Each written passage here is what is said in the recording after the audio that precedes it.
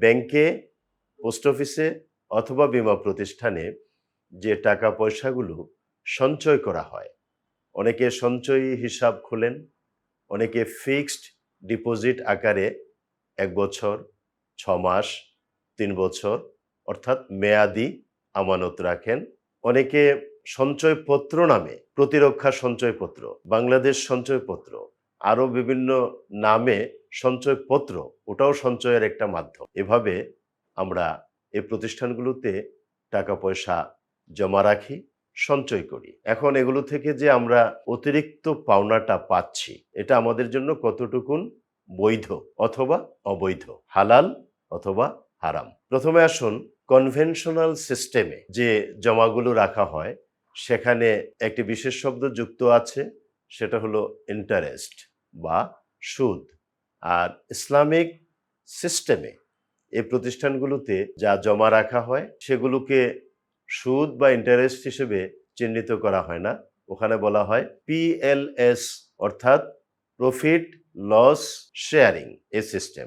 অর্থাৎ আপনি জমা রাখলেন বিভিন্ন ফর্মে, ওখানে লাভ হতে পারে, ক্ষতি হতে পারে, লস হতে পারে। যদি লাভ হয় আপনি তার এক অংশ পাবেন, আর যদি লস হয় সেখানেও এক অংশ আপনি বহন করবেন। আর এটা মূলত ইসলামিক সিস্টেমে। কনভেনশনাল ব্যাংকিং, বীমা, পোস্ট অফিস সিস্টেমগুলোতে হলো ফিক্সড। আপনাকে বলে দেয়া হলো যে আপনি ১ লক্ষ টাকা রাখবেন, ১ বছর পরে আপনি এর উপরে ১,০০০ টাকা পাবেন বা ২,০০০ টাকা পাবেন। আপনার জমা কমপ্লিট, আর ওই প্রতিষ্ঠান আপনাকে বছরের শেষে এইভাবে দিতে থাকবে।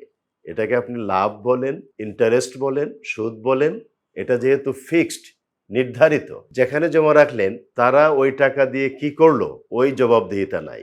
তারা ওটা ব্যাংকে রেখে দিল, পোস্ট অফিসে রেখে দিল, খরচ করলো না, এখানে আপনার আমার কিছু করার নাই। তারা ওটা ব্যবসা বাণিজ্যে কাজে লাগাতে পারে, আমাদের এখানে কিছু করার নাই।